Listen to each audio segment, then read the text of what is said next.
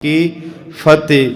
धन बाबा दीप सिंह जी की जे आपां गल करते ना संगत जी, उन्होंने दे जन्म की कोई तरीक नहीं मिलती। फिर साडे विद्वानां ने उन्होंने शहीदी तो पिछे नूं उन्होंने तरीक नूं नियत किया। जिवें उन्होंने शहीदी सन 1757 च हुंदी आ, ते सन 1757 तो 75 साल पिछे आईए तो समा बनता 27 जनवरी 1682 विच इन्हां दा जिहड़ा जन्म श्री अमृतसर साहब दे नेड़े एक इलाका पैंदा पहूविंड, उत्थे बाबा भगता जी दे गृह ते माता जिउणी जी दी कुख तो वडेरी उम्र च जाके इन्हां दे घरे जिहड़ी सी सपुत्र दी दात होई।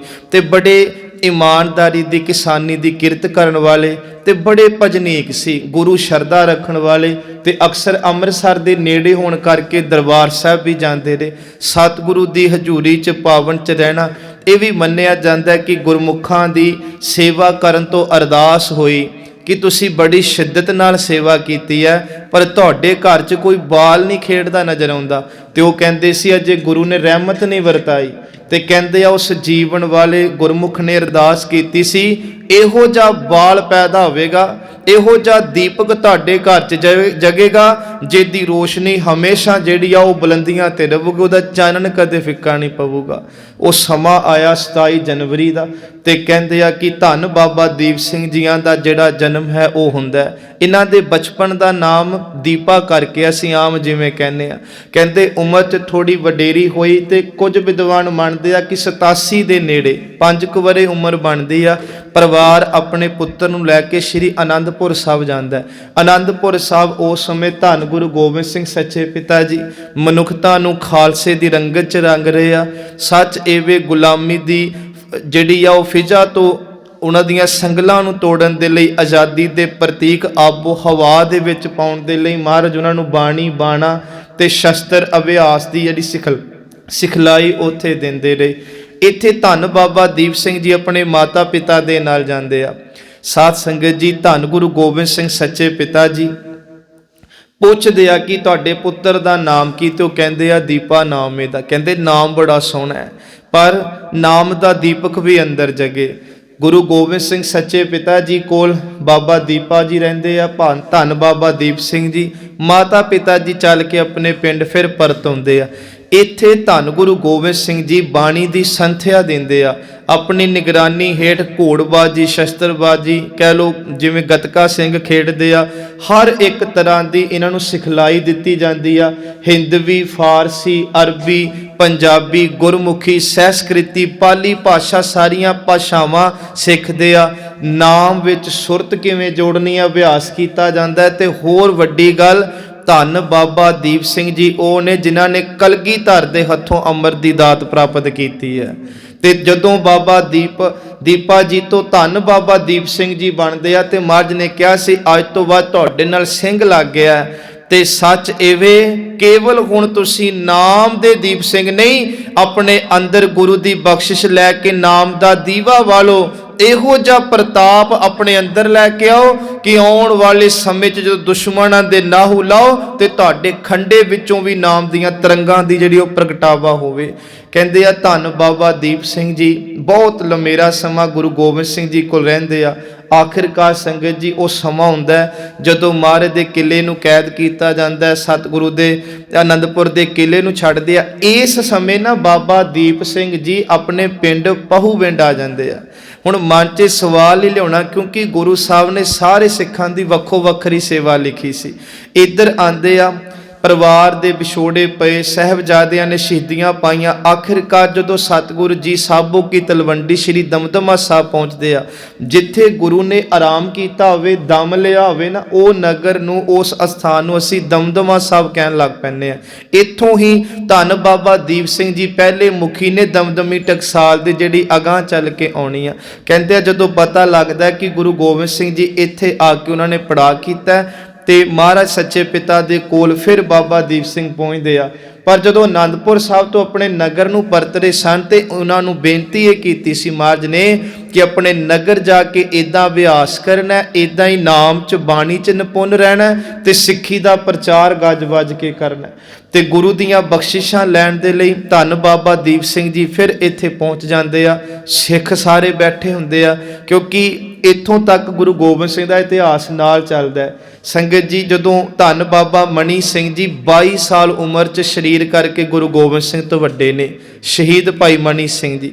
ਕਹਿੰਦੇ ਆ ਇਹ ਵੀ ਦਿੱਲੀ ਤੋਂ ਚੱਲ ਕੇ ਧੰਨ ਗੁਰੂ ਗੋਬਿੰਦ ਸਿੰਘ ਮਹਾਰਾਜ ਦੇ ਜੋ ਮਹਿਲ ਨੇ, ਸੁਪਤਨੀਆਂ, ਉਹ ਆਉਂਦੀਆਂ ਨੇ, ਸਤਿਗੁਰੂ ਜੀ ਦਰਬਾਰ 'ਚ ਬੈਠੇ ਹੁੰਦੇ ਆ। ਤੇ ਇਹ ਗੱਲ ਇੱਥੇ ਜੋ ਹੁੰਦੀ ਆ ਕਿ ਮਾਤਾ ਸੁੰਦਰੀ ਜੀ, ਮਾਤਾ ਸਾਹਿਬ ਕੌਰ ਜੀ ਸਾਰੇ ਜਦੋਂ ਵੇਖਦੇ ਆ ਤੇ ਕਹਿੰਦੇ ਆ ਸਾਨੂੰ ਸਾਰੇ ਦਿਸਦੇ ਆ, ਪਰ ਧੰਨ ਬਾਬਾ ਫਤਿਹ ਸਿੰਘ ਜੀ ਨਹੀਂ ਦਿਸਦੇ, ਧੰਨ ਬਾਬਾ ਜੋਰਾਵਰ ਸਿੰਘ ਨਹੀਂ ਦਿਸਦੇ, ਸਾਡੇ ਪਿਆਰੇ ਨਹੀਂ ਦਿਸਦੇ। ਤੇ ਗੁਰੂ ਗੋਬਿੰਦ ਸਿੰਘ ਦਾ ਕਿੱਡਾ ਜਿਹੜਾ ਹੋਵੇਗਾ ਸੰਗਤ ਜੀ, ਜਿਨ੍ਹਾਂ ਨੇ ਧੰਨ ਬਾਬਾ ਦੀਪ ਸਿੰਘ ਵਰਗੇ, ਭਾਈ ਮਣੀ ਸਿੰਘ ਵਰਗੇ, ਇਹ ਇਹੋ ਜੀਆਂ ਰੂਹਾਂ ਸੀ ਜਿਹੜੀਆਂ ਅੱਗੇ ਬੈਠੀਆਂ, ਜਿਨ੍ਹਾਂ ਵੱਲ ਵੇਖ ਕੇ ਗੁਰੂ ਜੀ ਨੇ ਕਿਹਾ ਸੀ ਨ ਪੁੱਤਰਨ ਕੇ ਸੀਸ ਪਰ। ਹੁਣ ਇੱਕ ਚੀਜ਼ ਦਾ ਧਿਆਨ ਰੱਖੋ ਕਿ ਸੀਸ ਭਾਰੇ, ਜਿਨ੍ਹਾਂ ਪੁੱਤਰਾਂ ਦੇ ਸੀਸ ਤੋਂ ਮੈਂ ਆਪਣੇ ਖਾਲਸੇ ਤੋਂ ਪੁੱਤਰਾਂ ਦੇ ਸੀਸ ਨੂੰ ਕੁਰਬਾਨ ਕੀਤਾ, ਇੱਕ ਦਿਨ ਇਹ ਵੀ ਪੁੱਤਰ ਮੇਰੀ ਕੌਮ ਦੇ ਲਈ ਆਪਣੇ ਸੀਸ ਨੂੰ ਕੁਰਬਾਨ ਕਰਨਗੇ।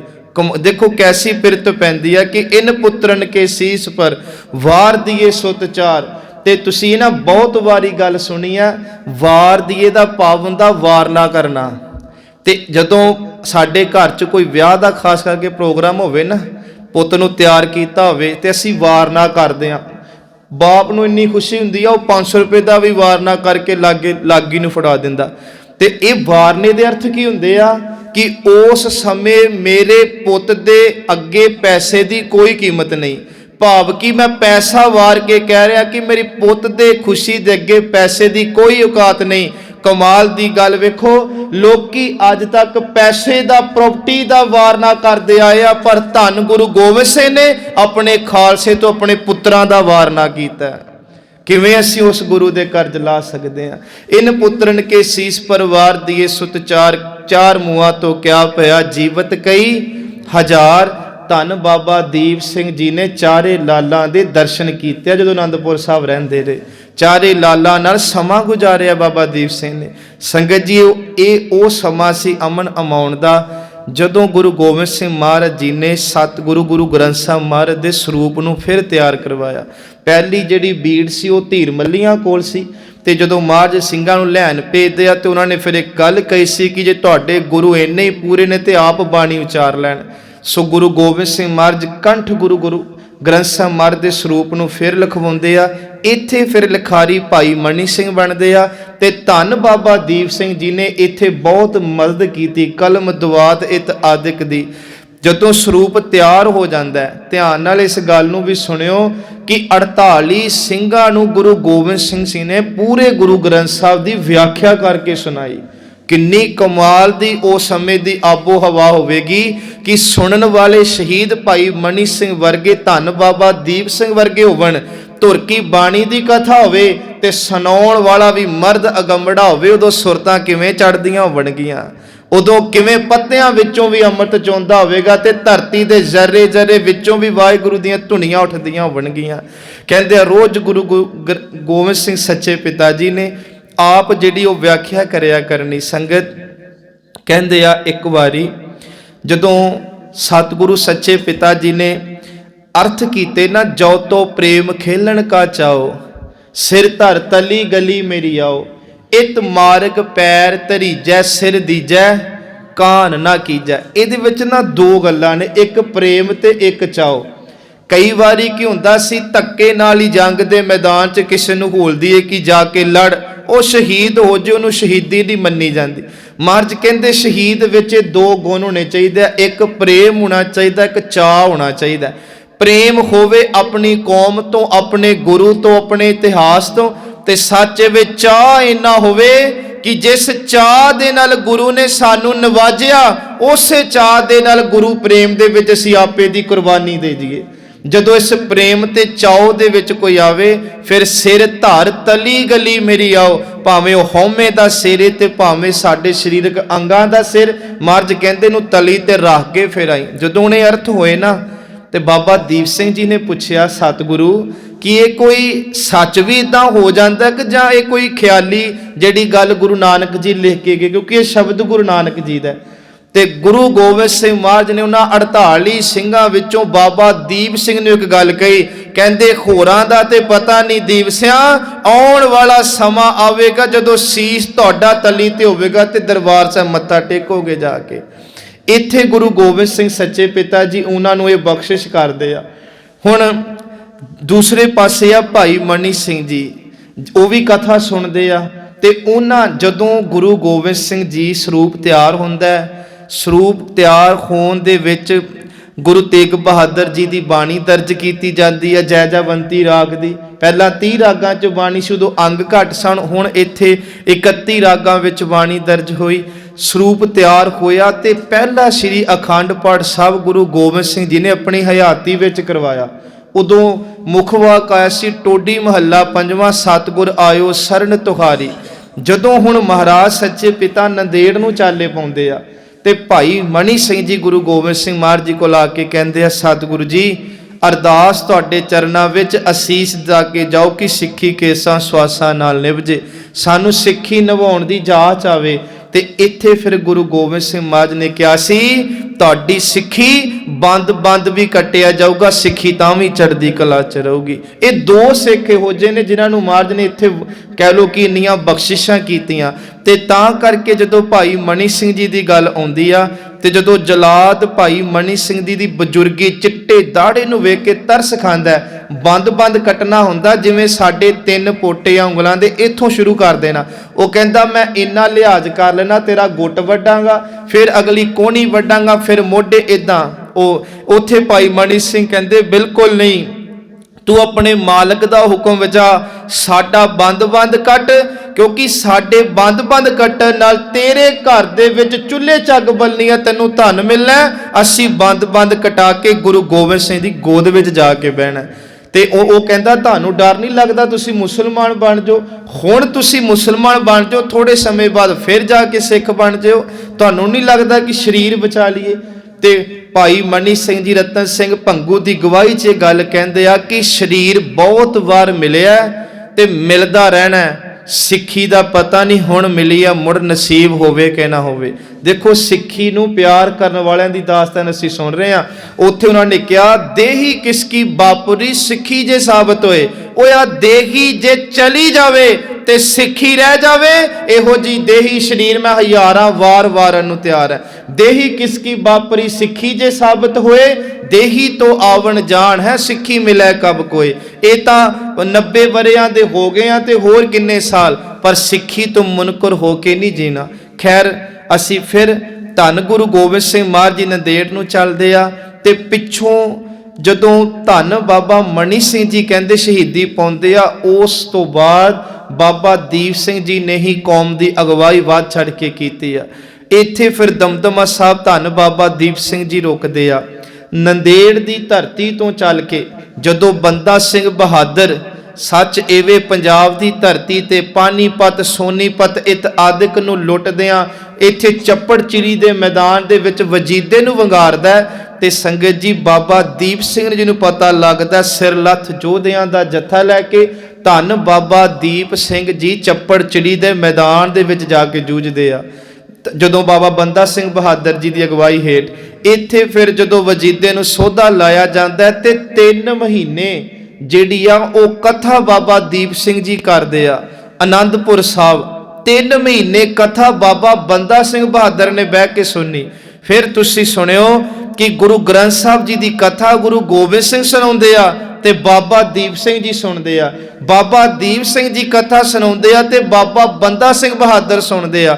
ਤੇ ਇੱਕ ਦਿਨ ਜਦੋਂ ਕਥਾ ਦੀ ਸਮਾਪਤੀ ਹੋਈ ਤੇ ਪਤਾ ਨਹੀਂ ਕਿਸ ਰੌਂ ਦੇ ਵਿੱਚ ਆਏ ਤੇ ਬੰਦਾ ਸਿੰਘ ਬਹਾਦਰ ਕਹਿਣ ਲੱਗੇ, ਇਹਦੇ ਤੋਂ ਅੱਗੇ ਕੁਝ ਨਹੀਂ, ਤੁਸੀਂ ਸਿੱਖੀ ਦਾ ਇੱਕ ਕਹਿ ਲੋ ਕਿ ਉਹ ਸਿਖਰ ਹੋ ਜਿਹਦੇ ਤੋਂ ਅੱਗੇ ਹੋਰ ਕੁਝ ਨਹੀਂ। ਤੇ ਨਿਮਰਤਾ ਭਰੇ ਬੋਲ ਬਾਬਾ ਦੀਪ ਸਿੰਘ ਨੇ ਕਹੀ, ਨਹੀਂ, ਇਸ ਕੁੱਕਰ ਨੂੰ ਨਿਵਾਜਣ ਵਾਲੇ ਗੁਰੂ ਗੋਬਿੰਦ ਸਿੰਘ ਨੇ ਵਡਿਆਈ ਕਰਨੀ ਤੇ ਕਲਗੀਆਂ ਵਾਲੇ ਦੀ ਕਰੋ।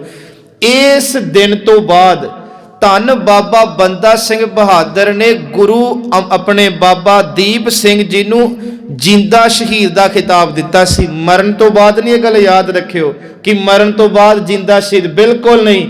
ਕੌਮਾਂ ਵਿੱਚ ਅੱਜ ਵੀ ਉਹ ਯੋਧੇ ਜੇਲਾਂ ਕੱਟ ਰਹੇ ਆ ਜਿਨ੍ਹਾਂ ਨੂੰ ਕੌਮ ਨੇ ਜਿਉਂਦਿਆਂ ਜੀ ਜਿੰਦਾ ਸ਼ਹੀਦ ਦਾ ਖਿਤਾਬ ਦਿੱਤਾ ਕਿ ਇਹਨਾਂ ਨੂੰ ਤੁਸੀਂ ਕੀ ਮਾਰ ਸਕਦੇ ਹੋ, ਕਿਉਂਕਿ ਜੇਲ੍ਹਾਂ ਵਿੱਚ ਸ਼ਰੀਰ ਕੈਦ ਕੀਤੇ ਜਾ ਸਕਦੇ ਆ, ਜ਼ਮੀਰਾਂ ਕਦੇ ਜੇਲ੍ਹਾਂ ਨਹੀਂ ਕੈਦ ਕਰਦੀਆਂ ਹੁੰਦੀਆਂ। ਗੁਰੂ ਗੋਬਿੰਦ ਸਿੰਘ ਪਿਤਾ ਮਹਾਰਾਜ ਦੇ ਇਸ ਸਿੱਖ ਦਾ ਇੱਥੇ ਇੱਕ ਦੰਦ ਵੀ ਟੁੱਟਿਆ ਸੀ, ਰਤਨ ਸਿੰਘ ਭੰਗੂ ਕਹਿੰਦੇ ਆ, ਚੱਪੜ ਚਿੜੀ ਦੇ ਮੈਦਾਨ ਦੇ ਵਿੱਚ। ਖੈਰ ਜਿੰਦਾ ਸ਼ਹੀਦ ਦਾ ਖਿਤਾਬ ਮਿਲਦਾ। ਇਹ ਫਿਰ ਚੱਲ ਕੇ ਦਮਦਮਾ ਸਾਹਿਬ ਆਉਂਦੇ ਆ। ਇੱਥੇ ਇਹਨਾਂ ਨੇ ਟਕਸਾਲਾਂ ਸ਼ੁਰੂ ਕੀਤੀਆਂ, ਵਿਦਿਆਰਥੀ ਆਏ, ਅਮਰ ਦੀ ਦਾਤ ਦੇਣੀ, ਸਿੱਖੀ ਦੀ ਪੜ੍ਹਾਈ ਕਰਾਉਣੀ, ਸ਼ਸਤਰਬਾਜੀ, ਘੋੜੇਬਾਜੀ, ਜੋ ਸਿੱਖਿਆ ਹੋਰਾਂ ਨੂੰ। ਇੱਕ ਵੱਡਾ ਕਾਰਜ ਕੀਤਾ ਇਹਨਾਂ ਨੇ ਸਾਧ ਸੰਗਤ ਜੀ। ਉਹ ਕਾਰਜ ਕਿਹੜਾ? ਤੇ ਕੋਈ 1 2 ਜਾਂ 4 ਸਾਲ ਨਹੀਂ, 11 ਸਾਲ ਇਹਨਾਂ ਨੇ 5 ਸਰੂਪ ਗੁਰੂ ਗ੍ਰੰਥ ਸਾਹਿਬ ਦੇ ਹੱਥੀਂ ਲਿਖੇ। 4 ਸਰੂਪ ਇਹਨਾਂ ਨੇ ਗੁਰਮੁਖੀ 'ਚ ਲਿਖੇ।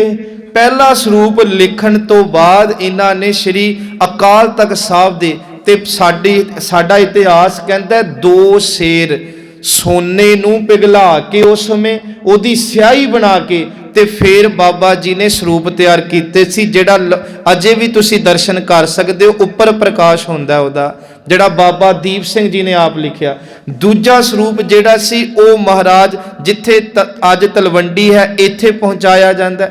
ਤੀਸਰਾ ਸਰੂਪ ਆਨੰਦਪੁਰ ਸਾਹਿਬ, ਚੌਥਾ ਪਟਨਾ ਸਾਹਿਬ, ਤੇ ਪੰਜਵਾਂ ਸਰੂਪ ਅਰਬੀ ਭਾਸ਼ਾ ਵਿੱਚ ਬਾਬਾ ਦੀਪ ਸਿੰਘ ਲਿਖਿਆ। ਵੇਖੋ ਧੰਨ ਬਾਬਾ ਦੀਪ ਸਿੰਘ ਜੀ ਗੁਰੂ ਹਯਾਤੀ ਵਿੱਚ ਰਹਿ ਕੇ ਹਰ ਬੋਲੀ ਸਿੱਖਦੇ ਆ, ਤੇ ਅਰਬੀ ਭਾਸ਼ਾ ਦੀਆਂ ਹੀ ਲਗਾ ਮਾਤਰਾ ਵਰਤ ਕੇ, ਅੱਖਰ ਵਰਤ ਕੇ ਅਰਬ ਕੰਟਰੀ ਵਿੱਚ ਉਸ ਸਮੇਂ ਧੰਨ ਬਾਬਾ ਦੀਪ ਸਿੰਘ ਨੇ ਸਰੂਪ ਲਿਖ ਕੇ ਭੇਜਿਆ। ਤੇ ਇਹ ਕਾਰਜ ਕੋਈ 11 ਸਾਲ ਦਾ ਕਾਰਜ ਸੀ। ਤੇ ਕਹਿੰਦੇ ਆ ਬਾਣੀ ਲਿਖਣ ਤੋਂ ਪਹਿਲਾਂ ਸ਼ਬਦ ਨੂੰ ਪੜ੍ਹਨਾ, ਫਿਰ ਲਿਖਦਿਆਂ ਪੜ੍ਹਨਾ, ਫਿਰ ਲਿਖਣ ਤੋਂ ਬਾਅਦ ਪੜ੍ਹਨਾ। 11 ਸਾਲ ਬਾਣੀ ਨੂੰ ਪੜ੍ਹ ਕੇ ਲਿਖਣਾ, ਲਿਖ ਕੇ ਪੜ੍ਹਨਾ ਤੇ ਲਿਖਦਿਆਂ ਵੀ ਪੜ੍ਹਨਾ। ਜਿਹੜੇ ਓਤ ਪੋਤ ਬਾਣੀ ਚੋਵਣ ਉਹੀ ਆਪਣੇ ਮੁਖ ਤੋਂ ਇਹ ਗਾਉਂਦੇ ਆ, ਪਹਿਲਾ ਮਰਨ ਕਬੂਲ ਜੀਵਨ ਕੀ ਛੱਡ ਆਸ, ਹੋ ਸਭਨਾ ਕੀ ਰੇਣਕਾ ਤੋਂ ਆਓ ਹਮਾਰੇ ਪਾਸ। ਅੱਜ ਵੀ ਉਸ ਗੁਫਾ ਦੇ ਕਹਿ ਲੋ ਭੋਰੇ ਦੇ ਦਰਸ਼ਨ ਕਰਾਏ ਜਾਂਦੇ ਆ, ਜਿੱਥੇ ਇੱਕ ਚ ਕੁੱਜੇ ਚ ਪਾਣੀ ਤੇ ਛੋਲੇ ਰੱਖ ਲੈਣੇ, ਬਸ ਇਹੀ ਖੁਰਾਕ ਹੁੰਦੀ ਸੀ, ਤੇ ਚੌਂਕੜਾ ਮਾਰ ਕੇ ਬਹਿ ਜਾਣਾ ਬਾਬਾ ਦੀਪ ਸਿੰਘ ਨੇ। ਤੇ ਕਹਿੰਦੇ ਆ ਕਿ ਜਵਾਨੀ ਦੇ ਵੇਲੇ ਬਾਜਾਂ ਵਾਲਿਆ ਤੂੰ ਉਸ ਯੋਧੇ ਦੇ ਹੱਥ 'ਚ ਕਲਮ ਫੜਾਈ ਆ, ਤੇ ਜਦੋਂ ਦਾੜਾ ਚਿੱਟਾ 75 ਵਰਿਆਂ ਦਾ ਹੋਇਆ ਉਦੋਂ 18 ਸਿਰ ਦਾ ਖੰਡਾ ਖੜਕਾ ਕੇ ਉਹਨੇ ਦੁਸ਼ਮਣਾਂ ਦੇ ਆਹੂ ਲਾਏ ਆ। ਕੈਸਾ ਸੀ ਨਾ। ਤੇ ਇਹ ਹੈ ਗੁਰੂ ਦੀ ਬਾਣੀ ਸਾਨੂੰ ਜੀਵਨ ਸਿਖਾਉਂਦੀ ਆ। ਤੇ ਸੱਚ ਇਵੇਂ ਗੁਰੂ ਗੋਬਿੰਦ ਸਿੰਘ ਸੱਚੇ ਪਿਤਾ ਕਹਿੰਦੇ ਆ, ਸ਼ਹੀਦ ਸਾਨੂੰ ਇਹ ਦੱਸਦੇ ਆ ਮਰਨਾ ਕਿਵੇਂ ਆ। सतगुरु सच्चे पिता जी कि जिनकी इबादत बड़ी होती है उनकी शहादत बड़ी होती है। हुण जिन्हें मेरे वर्गे ने कदे जपजी साहब नहीं करना तो उहदे सामने तुसीं ये गल कह दो कि माज दे इस सिख ने हथ तली ते शीश टिकाया ते खंडा वाया, वो कहूगा जी मैं नहीं मानता, विज्ञान तो मानता ही नहीं इस गल नूं। ते माज सच्चे पिता कहंदे वो कौम है इत्थे ते चरखड़ियां ते चढ़ के भी सिख धुर की बाणी नूं गाउंदे आ, इत्थे 22 दिन खोपर लुहा के भी सिख धुर की बाणी गाउंदे आ। धन बाबा दीप सिंह जी संगत इत्थे बाणी चोत पोत हुंदे आ। एक वो श्लोक कह के जिस च 5 जाणियां दी सिफत कीती गुरु ग्रंथ साहब जी ने, ते माज सच्चे पिता जी कहंदे आ कि वो कागज धन है जिथे धुर की बाणी लिखी जाए, वो कलम धन है जिस कलम नाल धुर की बाणी लिखी जाए, वो दवात दा भांडा धन है, वो स्याही धन है। दुनिया दे लेखो दुनिया दे लोगो वो लिखण वाला लिखारी धन है जिन्हें धुर की बाणी नूं हत्थां दे नाल लिखिया। धन सो कागद कलम धन, धन भांडा धन मस, धन लिखारी नानका बाबा दीप सिंह जी, धन लिखारी नानका जिन नाम लिखाया सच। सो ये इधर हुण एक पक्ष असीं विचारे नूं थोड़ा रोकीए, दूजा पक्ष लईए। दूजा पक्ष यह है कि अबदाली दे बहुत हमले जिहड़े हिंदुस्तान च हो चुके सी, मन्निया जांदा चौथा पंजवां हमला फिर होया, ते जिस हमले हर हमले सिखां ने इहदियां फौजां ते हमले करने ते इहदा बड़ा साजो समान असला लुट लैना, ये बड़ा तंग आ गया। इन्हें ना क्या कि मेरे अगे ते हिंदुस्तान दा कोई खड़दा ही नहीं, वड्डे वड्डे जरनैल गोडे टेक दिंदे आ जिथों मेरे शाह सवार निकल जान। ये कौन ने जिहड़े सिंध दरिया तक मेरियां मल्लां मारदे जांदे आ? ये ओ कौम सी सच एवे संगत जी जिन्हां ने केवल माल धन ते असला नहीं उदों लुटिया ਜਦੋਂ ਹਿੰਦੂਆਂ ਦੀਆਂ ਧੀਆਂ ਭੈਣਾਂ ਨੂੰ ਇਹ ਚੁੱਕ ਕੇ ਖੜਦੇ ਤੀ ਸਿੰਘ ਰਾਤ ਨੂੰ 12 ਵਜੇ ਜਾ ਕੇ ਸੁੱਤਿਆਂ ਕੈਂਪਾਂ 'ਚ ਹਮਲੇ ਕਰ ਦਿੰਦੇ ਸੀ। ਤੇ ਪਿੱਛੇ ਜੇ ਕਿਰਨ ਬੇਦੀ ਨੇ ਇੱਕ ਸਵਾਲ ਕੀਤਾ ਸੀ ਮਜ਼ਾਕ ਵਿੱਚ ਕਿ ਸਿੱਖਾਂ ਦੇ 12 ਵੱਜ ਗਏ ਸੀ, ਮਜ਼ਾਕ 'ਚ ਲੈ ਲੈਂਦੇ ਆ। ਤੇ ਜਸੜ ਨੇ ਇੱਕ ਗੱਲ ਕਹੀ ਸੀ, ਜੇ ਉਦੋਂ ਸਿੰਘਾਂ ਦੇ ਵਾਰਾਂ ਨਾ ਵੱਜਦੇ ਤੇ ਸਾਡੀਆਂ ਧੀਆਂ ਭੈਣਾਂ ਸੁਰਖਰੂ ਨਾ ਹੁੰਦੀਆਂ। ਸੋ ਖੈਰ ਜਦੋਂ ਇਹ ਹਮਲੇ ਹੋਏ ਨਾ, ਉਹਨੇ ਪੁੱਛਿਆ ਕਿ ਇਹ ਕਿਹੜੀ ਕੌਮ ਹੈ, ਤੇ ਦੇਖੋ ਦੁਸ਼ਮਣ ਸਾਡੀ ਤਾਰੀਫ ਕਰਦਾ। ਗਿਆਨੀ ਗਿਆਨ ਸਿੰਘ ਲਿਖਦੇ ਆਪਣੇ ਗ੍ਰੰਥ ਦੇ ਅੰਦਰ, ਕਹਿੰਦੇ ਇਹ ਉਹ ਕੌਮ ਹੈ ਜਿਹਦਾ ਸਾਜਣ ਵਾਲਾ ਗੁਰੂ ਗੋਬਿੰਦ ਸਿੰਘ ਹੈ। ਕਹਿੰਦੇ ਪਤਾ ਨਹੀਂ ਖੰਡੇ ਵਿੱਚ ਕੀ ਘੋਲ ਕੇ ਇਹੋ ਜਿਹਾ ਇਹਨਾਂ ਨੂੰ ਪਿਲਾ ਗਿਆ ਏ, ਮਾੜੇ ਤੋਂ ਮਾੜਾ ਬੰਦਾ ਵੀ ਜਦੋਂ ਅੰਮ੍ਰਿਤ ਛਕ ਲੈਂਦਾ, ਕਹਿੰਦਾ ਪਤਾ ਨਹੀਂ ਉਹ ਚ ਕਿਹੜੀ ਫੁਰਤੀ ਆਉਂਦੀ ਆ, ਹਜ਼ਾਰਾਂ ਨੂੰ ਨਿਕਲ ਜਾਂਦਾ, ਫਿਰ ਉਹ ਪਤਾ ਖਤਮ ਕਰ ਦਿੰਦਾ। ਦੂਜੀ ਗੱਲ ਉਹਨੇ ਕਹੀ, ਕਹਿੰਦਾ ਸਰੋਵਰ ਵਿੱਚ ਜਦੋਂ ਇਸ਼ਨਾਨ ਕਰਦੇ ਆ ਦਰਬਾਰ ਸਾਹਿਬ ਦੇ ਤੇ ਮੱਥਾ ਟੇਕਦੇ ਆ ਸ਼੍ਰੀ ਦਰਬਾਰ ਸਾਹਿਬ, ਇਹਨਾਂ ਨੂੰ ਇੱਕ ਵੱਖਰੀ ਤਾਜ਼ਗੀ ਤੇ ਜ਼ਿੰਦਗੀ ਮਿਲਦੀ ਹੈ, ਮਰਨੋਂ ਨਹੀਂ ਫਿਰ ਡਰਦੇ। ਉਹਨਾਂ ਨੇ ਉੱਥੇ ਉਹ ਬਚਨ ਹੈ, ਕਹਿੰਦੇ ਕਿ ਇਹਨਾਂ ਦੇ ਜਿਹੜੇ ਰਹਿਬਰ ਹੋਏ ਨੇ, ਮੁਰਸ਼ਦ ਇਨਕਾ ਬਲੀ ਭਇਓ ਹੈ, इनको आबे हयात देओ। आबे हयात कहते अमर दी दात नू, इनको आबे हयात देओ ऐसी गयो कलाम बता है जिनसे बनाए सुधा जिले है। कलाम कहते हैं पंज बाणियां, सुधा कहते अमृत नू, कि उन्होंने पंज बाणियां नू पढ़ के सिंह अमृत तैयार कर लेंदे आ। फिर कहते सच एवे ऐसी गयो कलाम बता है जिनसे बनाए सुधा जिले हैं, और पलाए लोगन कहताई सिहारन ते सिंगलेत बताई। अवर सबन को जीव 84 मानत आपदा है बनासी। आ दो तुक्का सुनियो, पिछले दिनी भोग ते भी ये गल कीती सी कि लोकां नू कहंदे आ ए मर के 84 दे गेट च जांदे आ, ते जेड़े खुद अमर छक लैंदे जूंदे जी अपने आप नू अविनाशी समझण लग पैंदे आ कि असीं ते जिउंदिआं जी परवान आ। कहंदा इन्हां नू तू की मारेगा? कहंदा जे गल इन्हां दा दरबार साहब ढा दिओ ते गंद कूड़े नाल सरोवर पूर दिओ। इहने इदां ही कीता। ਇਹਨੇ ਨਾ ਅਬਦਾਲੀ ਨੇ ਪੰਜਾਬ ਛੱਡਣ ਤੋਂ ਪਹਿਲਾਂ ਆਪਣੇ ਪੁੱਤਰ ਤੈਮੂਰ ਨੂੰ ਪੰਜਾਬ ਦੀ ਹਕੂਮਤੀ ਦਿੱਤੀ। ਇਹਨੂੰ ਧਿਆਨ ਨਾਲ ਸੁਣਿਓ ਥੋੜਾ। ਤੇ ਜਿਹੜਾ ਤੈਮੂਰ ਹੈ ਇਹਦਾ ਇੱਕ ਜਰਨੈਲ ਹੈ ਜਹਾਨ ਖਾਂ, ਜਿਹਨੂੰ ਪੰਜਾਬ ਦਾ ਗਵਰਨਰ ਥਾਪਿਆ ਜਾਂਦਾ। ਹੁਣ ਜਦੋਂ ਆਪ ਇਹ ਕਾਬਲ ਚਲਿਆ ਗਿਆ, ਪਿੱਛੇ 20,000 ਹੋਰ ਫੌਜਾਂ ਦੇ ਕੇ ਇਹਨਾਂ ਨੂੰ ਕਾਬਜ਼ ਕੀਤਾ। ਤੈਮੂਰ ਬਹਿ ਗਿਆ ਲਾਹੌਰ ਤੇ ਪੰਜਾਬ ਦਾ ਗਵਰਨਰ ਬਣਾਇਆ ਜਹਾਨ ਖਾਂ। ਇਹਨੇ ਹੁਣ ਦੋਨਾਂ ਨੇ ਕੀ ਕੀਤਾ ਕਿ ਇਹ ਕਹਿੰਦਾ ਸੀ ਮੇਰੇ ਆਉਣ ਤੱਕ ਇੱਕ ਵੀ ਸਿੱਖ ਮੈਨੂੰ ਜਿਉਂਦਾ ਨਹੀਂ ਚਾਹੀਦਾ, ਜਿੱਥੇ ਲੱਭਦੇ ਆ ਘਰੋਂ ਕੱਢ ਕੇ ਮਾਰ ਦਿਓ। ਸੰਗਤ ਜੀ ਉਸ ਸਮੇਂ ਇਹਨਾਂ ਨੇ ਤੈਮੂਰ ਨੇ ਤੇ ਜਹਾਨ ਖਾਨ ਨੇ ਸਾਡੇ ਸਿੱਖਾਂ ਨੂੰ ਘਰੋਂ ਕੱਢ ਕੇ ਤੇ ਚੁਣ ਕੇ ਮਾਰੇ। ਫਿਰ ਉਹ ਸਮਾਂ ਆਇਆ, ਮੈਂ ਤਾਂ ਕਹਿਣਾ ਪ੍ਰੋਫੈਸਰ ਪੂਰ ਸਿੰਘ ਕਹਿੰਦੇ ਇਸ ਸਦੀ 'ਚ ਜੰਮਣ ਵਾਲਿਓ ਤੁਸੀਂ ਬੜੇ ਧੰਨੋ। ਤੁਸੀਂ ਕਹੋਗੇ ਕਿਉਂ? ਟੌਰ ਨਾਲ ਤਿਆਰ ਹੁੰਨੇ ਆ, ਗੱਡੀਆਂ 'ਚ ਬਹਿੰਦੇ ਆ, ਦਰਬਾਰ ਸਾਹਿਬ ਮੱਥਾ ਟੇਕ ਦਿੰਦੇ ਆ। ਕਹਿੰਦੇ ਉਹ ਵੀ ਸਮਾਂ ਸੀ ਜਦੋਂ ਸਿੱਖਾਂ ਨੂੰ ਜਾਨਾਂ ਵਾਰਨੀਆਂ ਪੈਂਦੀਆਂ ਸੀ ਇਸ਼ਨਾਨ ਕਰਨ ਦੇ ਲਈ। ਕੇਵਲ ਇਹੋ ਜਿਹੇ ਸਮੇਂ ਵੀ ਰਹੇ ਸੀ ਤੇ ਬੜੇ ਧੰਤਾ ਦੇ ਯੋਗ ਆ, ਤਾਂ ਕਰਕੇ ਆਪਣੇ ਆਪ ਨੂੰ ਭਾਗਾਂ ਵਾਲੇ ਸਮਝੀਏ। ਹੁਣ ਜਦੋਂ ਖੇਡ ਬਣੀ ਨਾ, ਇਹਨਾਂ ਨੇ ਚੁਣ ਕੇ ਮਾਰਨੇ ਸ਼ੁਰੂ ਕੀਤੇ। ਜਿਹੜੇ ਸਿੰਘ ਵਿਚਾਰੇ ਬੱਚੇ ਉਹ ਜੰਗਲਾਂ 'ਚ ਚਲੇ ਗਏ। ਸੰਗਤ ਜੀ ਦੂਰ ਦਰਾਡੇ ਨਿਕਲ ਗਏ। ਇਹਨਾਂ ਨੇ ਹੈੱਡ ਕੁਆਟਰ ਆਪਣਾ ਜਿਹੜਾ ਸੀ ਜਹਾਨ ਖਾਨ ਨੇ ਅੰਮ੍ਰਿਤਸਰ ਬਣਾਇਆ। ਅੰਮ੍ਰਿਤਸਰ ਹੈੱਡ ਕੁਆਟਰ ਬਣਾ ਕੇ ਸੱਚ ਐਵੇਂ ਇਹਨਾਂ ਨੇ ਦਰਬਾਰ ਸਾਹਿਬ ਦੀ ਬਿਲਡਿੰਗ ਉਡਾਤੀ। ਜਿਹੜੀ ਅੱਜ ਦਰਬਾਰ ਸਾਹਿਬ ਦੀ ਬਿਲਡਿੰਗ ਹੈ ਇਹ ਉਹ ਨਹੀਂ ਜਿਹੜੀ ਗੁਰੂ ਅਰਜਨ ਦੇ ਪਿਤਾ ਨੇ ਸਾਈਂ ਮੀਆਂ ਮੀਰ ਤੋਂ ਨੀਂਹ ਰਖਵਾ ਕੇ ਬਣਾਈ। ਦਰਬਾਰ ਸਾਹਿਬ ਦੀ ਬਿਲਡਿੰਗ ਨੂੰ ਢਾ ਦਿੱਤਾ ਗਿਆ। ਬਾਅਦ ਵਿੱਚ ਚਲੋ ਇਹ ਵੱਖਰਾ, ਅੱਗੇ ਫਰਵਰੀ ਮਹੀਨਾ ਆਉਣਾ ਜਦੋਂ ਵੱਡਾ ਘੱਲੂਘਾਰੇ ਦਾ ਇਤਿਹਾਸ ਚੱਲਣਾ। 9 ਲੱਖ ਰੁਪਇਆ ਉਦੋਂ ਜੱਸਾ ਸਿੰਘ ਆਹਲੂਵਾਲੀਆਂ ਨੇ ਆਪਣੇ ਕੋਲੋਂ ਦਿੱਤਾ, ਜਿਹੜਾ ਉਹਨਾਂ ਦੀ ਮਿਸਲ ਸੀ। 5 ਲੱਖ ਰੁਪਇਆ ਹੋਰ ਇਕੱਠਾ ਹੋਇਆ ਤੇ ਸੁਰ ਸਿੰਘ ਦੇ ਇੱਕ ਭਾਈ ਦੇਸਾ ਸਿੰਘ ਮਿਸਤਰੀ ਸੀ, ਰਾਜ ਮਿਸਤਰੀ, ਜਿਨੇ ਫਿਰ ਹੂਬਹੂ ਉਹੀ ਬਿਲਡਿੰਗ ਤਿਆਰ ਕੀਤੀ ਜਿਹੜੀ ਅੱਜ ਹੈ। ਵਿਸਤਾਰ ਕਦੇ ਫਿਰ ਕਰਾਂਗੇ। ਖੈਰ ਇਹਨਾਂ ਨੇ ਜਦੋਂ ਹਰਮੰਦਰ ਸਾਹਿਬ ਉਡਾਇਆ ਤੇ ਦਰਬਾਰ ਸਾਹਿਬ ਦੇ ਸਰੋਵਰ ਨੂੰ ਪੂਰਿਆ ਨਾ ਸਾਧ ਸੰਗਤ, ਹੋਰ ਸਿੱਖਾਂ ਨੂੰ ਤੇ ਮਾਰ ਹੀ ਰਹੇ ਨੇ ਅੱਗੇ। ਇਹ ਗੱਲ ਦਾ ਪਤਾ ਜੰਗਲਾਂ 'ਚ ਬੈਠੇ ਸਿੱਖਾਂ ਨੂੰ ਪਤਾ ਲੱਗਾ, ਹਿਰਦੇ ਬਲੁੰਦਰੇ ਗਏ ਕਿ ਇਹ ਤੋਂ ਅੱਗੇ ਕੀ ਸਾਡਾ।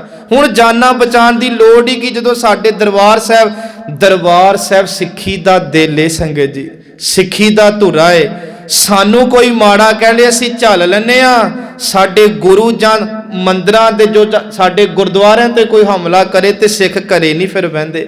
ਕਹਿੰਦੇ ਬਾਬਾ ਦੀਪ ਸਿੰਘ ਨੂੰ ਖਬਰ ਪਹੁੰਚੀ, ਹੁਣੇ ਫਿਰ ਲੜੀ ਜੁੜਨੀ ਆ ਕਿ ਬਾਬਾ ਦੀਪ ਸਿੰਘ ਜੀ ਦਰਬਾਰ ਸਾਹਿਬ ਨੂੰ ਉਡਾ ਦਿੱਤਾ ਇਹਨਾਂ ਨੇ, ਹਰਮੰਦਰ ਸਾਹਿਬ ਦੇ ਸਰੋਵਰ ਨੂੰ ਕੰਧ ਕੂੜੇ ਨਾਲ ਪੂਰ ਦਿੱਤਾ। ਸੰਗਤ ਜੀ ਉਹ ਯੋਧੇ ਦੀ ਉਮਰ ਉਦੋਂ 75 ਸਾਲ ਦੇ ਆ ਨੇੜੇ। ਕਹਿੰਦੇ ਆ ਸੁਣਿਆ ਨਹੀਂ ਗਿਆ ਇਹ ਕੁਛ ਤੇ ਤੁਰ ਪਿਆ ਫਿਰ ਉਹ ਮਰਦ ਅਗੰਮੜਾ। 8 ਸਿੰਘ ਸੀ ਸਿਰਫ ਜਦੋਂ ਤੁਰਿਆ ਦਮਦਮਾ ਸਾਹਿਬ ਤੋਂ। ਤੇ ਗਿਆਨ ਸਿੰਘ ਜੀ ਇੱਕ ਗੱਲ ਕਹਿੰਦੇ, ਕਿਉਂਕਿ ਨਾਂ ਨਾਲੋਂ ਇਤਿਹਾਸ ਦੇ ਸਰੋਤ, ਕਹਿੰਦੇ ਉੱਥੇ ਹੀ ਮੱਥਾ ਟੇਕ ਕੇ ਕਿਹਾ ਧੰਨ ਗੁਰੂ ਰਾਮਦਾਸ ਮੈਂ ਆਪਣਾ ਸੀਸ ਲਾ ਦਿਆਂਗਾ, ਸੱਚ ਐਵੇਂ ਜਿਨੇ ਤੇਰੇ ਗੁਰਧਾਮ ਦੀ ਬੇਅਦਬੀ ਕੀਤੀ ਉਹਦੇ ਆਹੂ ਲਾ ਦਿਆਂਗਾ। ਸੀਸ ਸੁਦਾ ਸਰ ਖੇਤ ਕਰ ਦੇਵੇਂਗੇ ਹਮ ਜਾਏ, ਕਰ ਅਰਦਾਸਾ ਤੁਰ ਪਏ ਸਿੰਘ ਜੀ ਫਤਿਹ ਗਜਾਏ। 8 ਸਿੰਘਾਂ ਨਾਲ ਤੁਰ ਪਏ ਧੰਨ ਬਾਬਾ ਦੀਪ ਸਿੰਘ ਦਮਦਮਾ ਸਾਹਿਬ ਤੋਂ।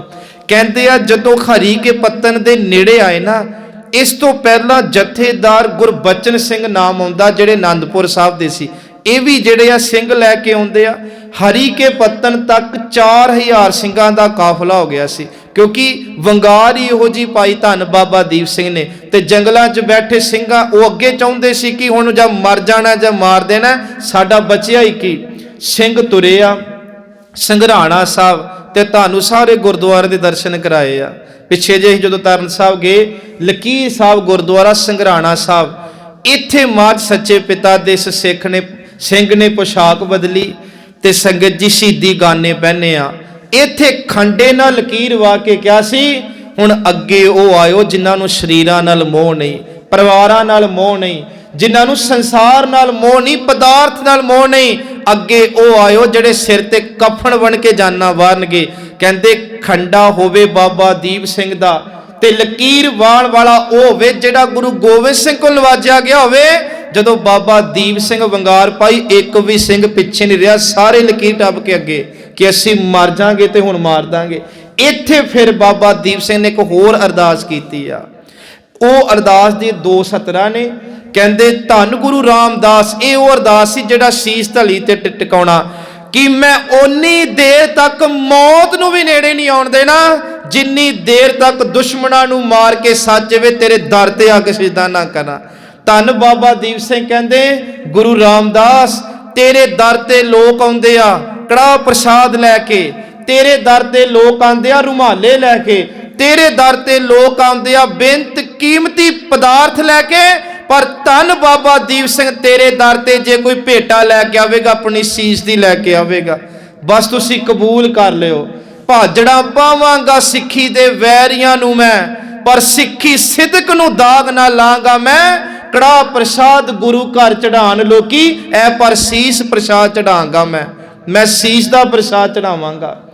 ਹੁਣ ਜਿਹੜਾ ਜਹਾਨ ਖਾਨਾ ਜੀ ਇਹਨੂੰ ਪਤਾ ਲੱਗ ਗਿਆ, ਇਹਨੇ 20,000 ਫੌਜ ਲੈ ਕੇ ਬਾਬਾ ਦੀਪ ਸਿੰਘ ਦੇ ਕਾਫਲੇ ਤੇ, ਇਧਰ ਬਾਬਾ ਸੁਰ ਸਿੰਘ, ਬਾਬਾ ਨੋਦ ਸਿੰਘ, ਹਰੀ ਸਿੰਘ, ਧੀਰ ਸਿੰਘ, ਦਿਆਲ ਸਿੰਘ, ਖਿਆਲ ਸਿੰਘ, ਬਾਬਾ ਜਿੰਨੇ ਵੀ ਸਿੰਘ ਇਹਨਾਂ ਦੇ, ਇੱਕ ਬਾਬਾ ਦਿਆਲ ਸਿੰਘ ਜੀ ਦਾ ਜਿਹੜਾ ਸਰਦਾਰ ਦਿਆਲ ਸਿੰਘ ਜੀ ਦਾ ਜ਼ਿਕਰ ਚੱਲੂਗਾ। ਹੁਣ 2 ਰਾਵਾਂ ਨੇ। ਪਹਿਲੀ ਰਾਹ ਇਹ ਕਹਿੰਦੀ ਆ ਕਿ ਇੱਕ ਗੋਹਰਵਾਲ ਪਿੰਡ, ਇਹ 5 ਮੀਲ ਦੂਰ ਹੈ ਦਰਬਾਰ ਅੰਮ੍ਰਿਤਸਰ ਤੋਂ। ਇੱਥੇ ਕਹਿੰਦੇ ਆ ਕਿ ਜਿਹੜਾ ਹੈ ਨਾ ਅਤੀ ਖਾਨ ਹੈ, ਅਤਾ ਖਾਨ ਵੀ ਕਿਸੇ ਨੇ ਲਿਖਿਆ, ਹਾਜੀ ਅਤੀ ਖਾਨ, ਅਲਾ ਅਤਾ ਖਾਨ, ਇਹ ਦੋਨੋਂ ਜਾਣੇ ਇਹਦੀ ਉਡੀਕ ਵਿੱਚ 20,000 ਦਾ ਕਾਫਲਾ ਲੈ ਕੇ ਤੇ ਇੱਕ ਅਫਗਾਨ ਮੀਰ ਜਹਾਂ ਹੈ, ਕਹਿੰਦੇ ਇਹਨਾਂ ਨੇ ਬਾਬਾ ਦੀਪ ਸਿੰਘ ਦੇ ਕਾਫਲੇ ਤੇ ਹਮਲਾ ਕੀਤਾ ਗੋਹਰਵਾਲ ਪਿੰਡ 'ਚ। ਯਕੂਬ ਖਾਨ ਇੱਥੇ ਜਿਹੜਾ ਸੀ ਉਹ ਸਾਹਮਣੇ ਆਉਂਦਾ ਬਾਬਾ ਦੀਪ ਸਿੰਘ ਦੇ, ਤੇ ਦੋਨਾਂ ਦੀ ਗਹਿ ਗੱਚ ਲੜਾਈ ਹੁੰਦੀ ਆ। ਕਹਿੰਦੇ ਯਕੂਬ ਖਾਨ ਦੇ ਸਿਰ 'ਚ ਗੁਰਜ ਮਾਰਿਆ ਸੀ ਬਾਬਾ ਦੀਪ ਸਿੰਘ ਨੇ ਤੇ ਫੇਕ ਕੇ ਰੱਖਤਾ ਸੀ, ਉੱਥੇ ਉਹਨੂੰ ਮਾਰਿਆ।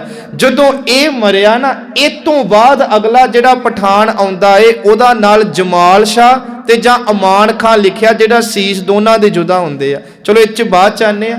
ਇੱਕ ਭਗਤ ਲਛਮਣ ਸਿੰਘ ਜੀ ਹੋਇਆ, ਉਹਦੀ ਇੱਕ ਕਿਤਾਬ ਏ ਸਿੱਖ ਮਾਰਟਰਜ, ਉਹਦੇ ਵਿੱਚ ਉਹਨੇ ਲਿਖਿਆ ਕਿ ਜਿਹੜਾ ਸਰਦਾਰ ਦਿਆਲ ਸਿੰਘ ਸਹਾਇਕ ਸੀ ਧੰਨ ਬਾਬਾ ਦੀਪ ਸਿੰਘ ਜੀ ਦਾ, ਉਹਨੇ ਕੀ ਕੀਤਾ, ਜਦੋਂ ਪਤਾ ਲੱਗਾ ਨਾ ਇਹ ਉਹ ਜਹਾਨ ਖਾਨ ਜਿਹਨੇ ਸਾਡੇ ਦਰਬਾਰ ਸਾਹਿਬ ਨੂੰ ਉਡਾਇਆ, ਵਦਾਲੀ ਦੇ ਕਹਿਣ ਤੇ ਉਹਦੇ ਪੁੱਤਰ ਦੀ ਸ਼ਹਿ ਨਾਲ ਤੇ ਸਰੋਵਰ ਨੂੰ ਪੂਰਿਆ, ਕਹਿੰਦੇ 50 ਸਿਰਲੱਥ ਯੋਧਿਆਂ ਦਾ ਜੱਥਾ ਲੈ ਕੇ ਦੀ 20,000 ਦੀ ਫੌਜ ਨੂੰ ਚੀਰਦਾ ਇਹਦੇ ਹਾਥੀ ਲਾਗੇ ਪਹੁੰਚਿਆ, ਘੋੜੇ ਤੋਂ ਛੜੱਪਾ ਮਾਰ ਕੇ ਹਾਥੀ ਤੇ ਚੜਿਆ, ਸਕਿੰਟਾਂ 'ਚ ਸਿਰ ਵੱਢ ਕੇ ਧਰਤੀ ਤੇ ਪਟਕਾ ਕੇ ਮਾਰਿਆ। ਇਹ ਲਿਖਤ ਹੈ ਲਛਮਣ ਸਿੰਘ ਦੀ, ਜਿਹੜਾ ਲਿਖਦਾ। ਬਹੁਤੇ ਵਿਦਵਾਨ ਮੰਨਦੇ ਆ ਕਿ ਇਹ ਬਾਅਦ 'ਚ ਸ਼ਹੀਦ ਹੁੰਦਾ, ਉਧਰ ਅਸੀਂ ਬਾਅਦ 'ਚ ਆਉਂਦੇ ਹਾਂ। ਹੁਣ ਜਿਹੜਾ ਦੂਜਾ ਸੀ, ਜਿਹੜਾ ਅਫਗਾਨ ਮੀਰ ਜਹਾਂ, ਇਹਨੂੰ ਸੋਧਾ ਲਾਉਂਦਾ ਬਾਬਾ ਸੁਰ ਸਿੰਘ ਜੀ। ਯਕੂਬ ਖਾਨ ਦੀ ਲੜਾਈ ਹੁੰਦੀ ਆ, ਇਹ ਵੀ ਮਾਰਿਆ ਜਾਂਦਾ। ਹੁਣ ਬਾਅਦ ਵਿੱਚ ਨਾਲ ਸਿੰਘ ਤੁਰਦੇ ਆ ਰਹੇ ਆ ਤੇ ਦਰਬਾਰ ਸਾਹਿਬ ਨੂੰ ਤੁਰਦੇ ਆ ਰਹੇ ਆ। ਇੱਥੇ ਸੰਗਤ ਜੀ ਅਮਾਨ ਖਾਂ ਤੇ ਜਮਾਲ ਸ਼ਾਹ, ਦੋ ਨਾਮ ਨੇ ਇਸ ਯੋਧੇ ਦੇ। ਇਹਦੀ 35 ਕੁ ਸਾਲ ਉਮਰ ਹੈ। ਇਹਨੇ ਨਾ ਬਾਬਾ ਦੀਪ ਸਿੰਘ ਨੂੰ ਵੰਗਾਰਿਆ। ਬਾਬਾ ਦੀਪ ਸਿੰਘ ਜੀ ਤੋਂ ਪਹਿਲਾਂ ਸੰਘਰਾਣੇ ਵਿੱਚ ਬਾਬਾ ਧੀਰ ਸਿੰਘ ਤੇ ਹਰੀ ਸਿੰਘ ਸ਼ਹੀਦੀ ਪਾਉਂਦੇ ਆ। ਇੱਕ ਚੱਬਾ ਲਾਗੇ ਇਲਾਕਾ ਵਾ, ਇੱਥੇ ਬਾਬਾ ਨੋ ਸਿੰਘ ਸ਼ਹੀਦੀਆਂ ਪਾਉਂਦੇ ਆ। ਕਹਿੰਦੇ ਆ ਕਿ ਬਾਬਾ ਦੀਪ ਸਿੰਘ ਨੂੰ ਵੰਗਾਰ ਕੇ ਕਹਿੰਦਾ ਮੇਰੇ ਨਾਲ ਸਿੱਧਾ ਆ ਕੇ ਲੜ। ਤੇ ਗਿਆਨੀ ਜੀ ਇੱਕ ਗੱਲ ਕਹਿੰਦੇ ਹੁੰਦੇ ਆ, ਯੋਧਾ ਵੀ ਉਹਦੀਆਂ ਬਾਹਾਂ 'ਚ ਕਿੰਨੀ ਤਾਕਤ ਹੋਵੇਗੀ ਜਿਹਨੇ ਬਾਬਾ ਦੀਪ ਸਿੰਘ ਨੂੰ ਵੀ ਲਲਕਾਰਿਆ ਹੋਵੇ। ਤੇ ਬਾਬਾ ਦੀਪ ਸਿੰਘ ਜੀ ਦੀ ਉਮਰ ਉਦੋਂ 75 ਸਾਲ ਹੈ। ਤੇ ਸਾਧ ਸੰਗਤ ਕਹਿੰਦੇ ਆ ਕਿ ਬਾਬਾ ਦੀਪ ਸਿੰਘ ਜੀ ਨੇ ਉਹਦੀ ਜਿਹੜੀ ਸੀ ਉਹ ਮਨਜ਼ੂਰ ਕੀਤੀ ਕਿ ਠੀਕ ਹੈ ਤੂੰ ਲਲਕਾਰ ਪਾਈ ਆ ਰਣ ਤੱਤੇ ਵਿੱਚ। ਦੋਨੋਂ ਆਪਸ ਵਿੱਚ ਕਈ ਘੜੀਆਂ ਪੱਟੇਬਾਜ਼ੀ ਕਰਦੇ ਆ, ਖੰਡਾ ਖੜਕਾਉਂਦੇ ਆ। ਬਾਬੇ ਦੀਪ ਸਿੰਘ ਦੇ ਖੰਡੇ ਦਾ ਭਾਰ 18 ਸੇਰ ਦੱਸਿਆ ਸੰਗਤ ਜੀ ਗਿਆਨੀ ਗਿਆਨ ਸਿੰਘ ਨੇ। ਉਹ ਬਾਅਦ 'ਚ ਅਸੀਂ ਤੁਕਾਂ ਵੀ ਪੜ੍ਹਦੇ ਆ। ਕਹਿੰਦੇ ਆ ਗਿਆਨੀ ਗਿਆਨ ਸਿੰਘ ਨੇ ਲਿਖਿਆ ਕਿ ਜਦੋਂ ਦੋਨਾਂ ਦੇ ਇਕੱਠੇ ਵਾਰ ਚੱਲਦੇ ਆ, ਸੁਣਿਓ ਧਿਆਨ ਦੇ ਨਾਲ, ਕਹਿੰਦੇ ਆ ਕਿ ਦੋਨਾਂ ਦੇ ਇਕੱਠੇ ਵਾਰ ਚੱਲੇ, ਜਮਾਨ ਸ਼ਾਹ ਦਾ ਵੀ ਸੀਸ ਧੜ ਨਾਲੋਂ ਜੁਦਾ ਹੋ ਕੇ ਧਰਤੀ ਤੇ ਡਿੱਗ ਗਿਆ ਤੇ ਧੰਨ ਬਾਬਾ ਦੀਪ ਸਿੰਘ ਦਾ ਵੀ ਸੀਸ ਧਰਤੀ ਤੇ ਜਿਹੜਾ ਸੀ ਉਹ ਧੜ ਨਾਲੋਂ ਜੁਦਾ ਹੋ ਕੇ ਡਿੱਗ ਗਿਆ। ਹੁਣ ਦੋਨਾਂ ਵਿੱਚ ਇੱਕ ਫਰਕ ਸਮਝਿਓ, ਜਮਾਲ ਸ਼ਾਹ ਹੋਵੇ ਭਾਵੇਂ ਅਮਾਨ ਖਾਂ, ਇਹ ਯੋਧਾ ਏ, ਇਹ ਆਪਣੇ ਬਾਹੂਬਲ ਨਾਲ ਸ਼ੀਸ਼ ਵੱਢ ਸਕਦਾ ਏ, ਵਢਾ ਸਕਦਾ ਏ, ਪਰ ਇੱਕ ਫਰਕ ਬੜਾ ਏ। ਕਿਹੜਾ? ਕਹਿੰਦੇ ਜਮਾਲ ਸ਼ਾਹ ਸ਼ੀਸ਼ ਵੱਢ ਸਕਦਾ ਤੇ ਵਢਾ ਸਕਦਾ, ਪਰ ਧੰਨ ਬਾਬਾ ਦੀਪ ਸਿੰਘ ਵੱਡੇ ਹੋਏ ਸ਼ੀਸ਼ ਨੂੰ ਤਲੀ ਤੇ ਟਿਕਾ ਸਕਦਾ। ਉਹ ਰੂਹਾਨੀਅਤ ਦੂਜੇ ਪਾਸੇ ਨਹੀਂ, ਇਹ ਕੇਵਲ ਬਾਬਾ ਦੀਪ ਸਿੰਘ ਦੇ ਵਿੱਚ, ਜਿਹੜਾ ਓਤ ਪੋਤੇ ਬਾਣੀ ਵਿੱਚ। ਤੇ ਸਾਡੇ ਮਹਾਂਪੁਰਖ ਬਾਬਾ ਰਣਧੀਰ ਸਿੰਘ ਜੀ ਕਹਿੰਦੇ ਜਦੋਂ ਖੰਡਾ ਖੜਕਾਇਆ ਜਾ ਰਿਹਾ ਸੀ ਨਾ ਸੰਗਤ, ਉਹਨਾਂ ਦੇ ਰੋਮ ਰੋਮ ਵਿੱਚੋਂ ਗੁਰੂ ਗੁਰੂ ਦੀਆਂ ਆਵਾਜ਼ਾਂ ਆਉਂਦੀਆਂ ਸੀ। ਤੇ ਜਿਸ ਸਿਪਾਹੀ ਦੀਆਂ ਆਂਦਰਾਂ ਨੂੰ ਖੰਡਾ ਚੀਰ ਜਾਂਦਾ ਸੀ, ਉਹਦੇ ਅੰਦਰ ਨਾਮ ਦੀਆਂ ਧੁਨੀਆਂ ਚੱਲ ਪੈਂਦੀਆਂ ਸੀ। ਧੰਨ ਬਾਬਾ ਦੀਪ ਸਿੰਘ ਦਾ ਜਦੋਂ ਸੀਸ ਡਿੱਗਾ ਨਾ ਜੀ, ਕਹਿੰਦੇ ਇੱਕ ਸਿੰਘ ਨੇ ਆਵਾਜ਼ ਦਿੱਤੀ ਹੈ, ਸੁਣਿਓ ਸਤਰਾਂ।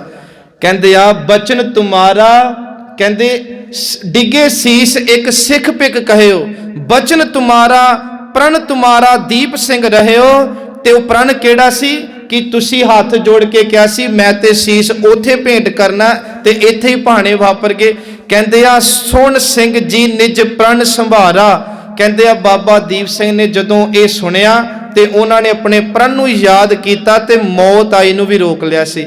ਸੁਣ ਸਿੰਘ ਜੀ ਨਿਜ ਪ੍ਰਣ ਸੰਭਾਰਾ, ਨਿਜ ਸਰਬਾਮ ਹਾਥ ਨਿਜ ਧਾਰਾ।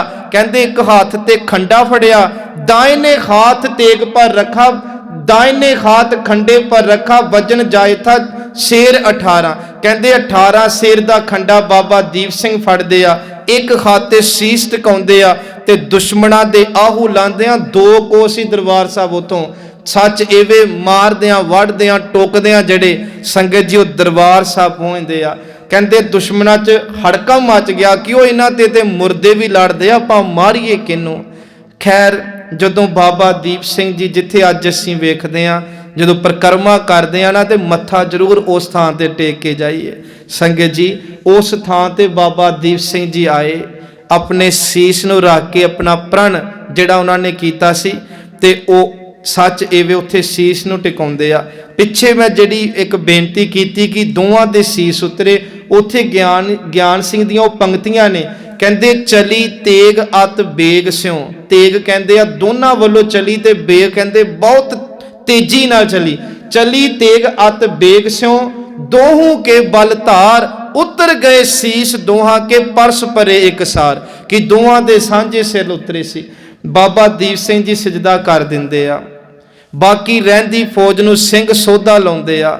ਇਹ ਚਲੋ ਹੋਰ ਅੱਗੇ ਜੰਗ ਦਾ ਸਿਲਸਿਲਾ ਚੱਲਦਾ, ਭਾਜੜਾਂ ਪੈ ਜਾਂਦੀਆਂ। ਇੱਕ ਮੈਂ ਇੱਥੇ ਹੁਣ ਜਿਹੜਾ ਉਰਦੂ ਦਾ ਇੱਕ ਸ਼ੇਰ ਕਹਿ ਕੇ ਫਿਰ ਸਮਾਪਤੀ ਕਰੀਏ। ਕਹਿੰਦੇ ਆ ਕਿ ਇੱਕ ਮੁਸਲਮਾਨ ਕਵੀ ਨੇ ਨਾ, ਜਿਹੜੇ ਲੋਕ ਮੋਮਨ ਹੁੰਦੇ ਆ ਮੁਸਲਮਾਨ, ਉਹ 5 ਵਕਤ ਨਵਾਜ਼ਾਂ ਪੜ੍ਹਦੇ ਆ ਸੰਗਤ ਜੀ ਦਿਨ ਵਿੱਚ, ਤੇ ਨਵਾਜ਼ ਪੜ੍ਹ ਕੇ ਉਹ ਮੱਥਾ ਟੇਕਦੇ ਆ ਧਰਤੀ ਤੇ ਜਦੋਂ ਮੱਥਾ ਟੇਕਦੇ ਨਾ, ਕਹਿੰਦੇ ਮੱਥਾ ਰਗੜ ਰਗੜ ਕੇ ਉਹਨਾਂ ਦੇ ਮੱਥੇ ਤੇ ਨਿਸ਼ਾਨ ਪੈ ਜਾਂਦੇ ਆ। ਕੀ ਰਗੜਿਆ ਹੁੰਦਾ? ਉਹ ਕਹਿਣ ਲੱਗਾ ਕਿ ਉਹ ਇੱਕ ਤਰਕ ਕਰਦਾ, ਕਹਿੰਦਾ ਕਿ ਤੁਸੀਂ ਨਵਾਜ਼ ਪੜ੍ਹ ਕੇ ਮੱਥਾ ਟੇਕਦੇ ਹੋ ਧਰਤੀ ਤੇ ਮੱਥਾ ਰਗੜ ਰਗੜ ਕੇ ਕਈ ਸਾਲ ਬਾਅਦ ਤੁਹਾਡੇ ਨਿਸ਼ਾਨ ਪੈ ਜਾਂਦਾ ਮੱਥੇ ਤੇ, ਪਰ ਕਹਿੰਦਾ ਇਹ ਕੋਈ ਗੱਲ ਨਾ ਹੋਈ। ਕਹਿੰਦਾ ਮੱਥਾ ਇਹੋ ਜਿਹਾ ਟੇਕੋ ਕਿ ਤੁਹਾਡੇ ਮੱਥੇ ਤੇ ਨਹੀਂ, ਜਿੱਥੇ ਤੁਸੀਂ ਮੱਥਾ ਟੇਕਿਆ ਧਰਤੀ ਤੇ ਨਿਸ਼ਾਨ ਪੈ ਜੇ। ਹੁਣ ਇਹ ਗੱਲ ਨੂੰ ਲੈ ਕੇ ਆਓ ਬਾਬਾ ਦੀਪ ਸਿੰਘ ਜੀ ਦੇ ਜੀਵਨ ਤੇ। ਅਸੀਂ ਜਾਣੇ ਆ, ਅਸੀਂ ਮੱਥਾ ਟੇਕਦੇ ਆ ਇੱਥੇ ਵੀ ਤੇ ਦਰਬਾਰ ਸਾਹਿਬ ਵੀ। ਸੱਚ ਏਵੇ ਅਸੀਂ ਮੱਥਾ ਟੇਕਾਂਗੇ, ਸਾਡੇ ਮੱਥੇ ਤੇ ਨਿਸ਼ਾਨ ਹੋਵੇਗਾ। ਧੰਨ ਬਾਬਾ ਦੀਪ ਸਿੰਘ ਨੇ ਜਿੱਥੇ ਮੱਥਾ ਟੇਕਿਆ, ਰਹਿੰਦੀ ਦੁਨੀਆ ਤੱਕ ਕੌਮ ਦਰਬਾਰ ਸਾਹਿਬ ਮੱਥਾ ਟੇਕਣ ਤੋਂ ਪਹਿਲਾਂ ਉੱਥੇ ਮੱਥੇ ਟੇਕ ਕੇ ਜਾਂਦੀ ਆ। ਕਿਹੋ ਜਿਹਾ ਮੱਥਾ ਟੇਕੀਏ ਧਰਤੀ ਤੇ ਵੀ ਨਿਸ਼ਾਨ ਰਹਿ ਜਾਣ। ਤੇ ਉਹ ਲਿਖਦਾ, ਨਿਸ਼ਾਨੇ ਸਜੂਦ ਤੇਰੀ ਜਬੀ ਪਰ ਹੁਆ ਤੋ ਕਿਆ। ਜਬੀ ਕਹਿੰਦੇ ਆ ਮੱਥੇ ਤੇ, ਕਹਿੰਦੇ ਨਿਸ਼ਾਨੇ ਸਜੂਦ तेरी जबी पर हुआ तो क्या, कोई ऐसा सजदा करके जमी पर भी निशान रहे। ओए मत्था इहो जा टेक भाई कि आउण वाली दुनिया उत्थे मत्थे टेक कवे इत्थे कोई मर्द गमड़ा अनोखा अमर शहीद होया सी। धन बाबा दीप सिंह जी। संगत जी वो थां है जिथे 84 वेले टैंक नहीं सी अगे तुरिया। अज भी मानो बाबा दीप सिंह कहंदा होवे, गुरु रामदास तेरे घर की बिध भी करने वाले लिए हिक डा के अज भी खलोते हैं। तो जिहड़ा शहीदा साहब गुरुद्वारा ना, इत्थे बाबा जी दे धड़ दा ते सीस दा संस्कार किया जाता है। तो ये देखो भी किन्नी जिन्नी गोलक दरबार साहब की निकलती, उन्नी गोलक बाबा शहीदा साहब की निकलती। तो जिन्नियां भीड़ां लंबियां लाइनां दरबार साहब दियां हुंदियां, उन्नियां शहीदा साहब दियां हुंदियां। जिन्नियां झोलियां उत्थों भरदियां, उन्ना बाबा दीप सिंह दे शहीदगंज स्थान तो भरदियां। ये वड्डियाइयां ने जिहड़े गुरु अपने सिखां दी झोली च पा के गए। सो कल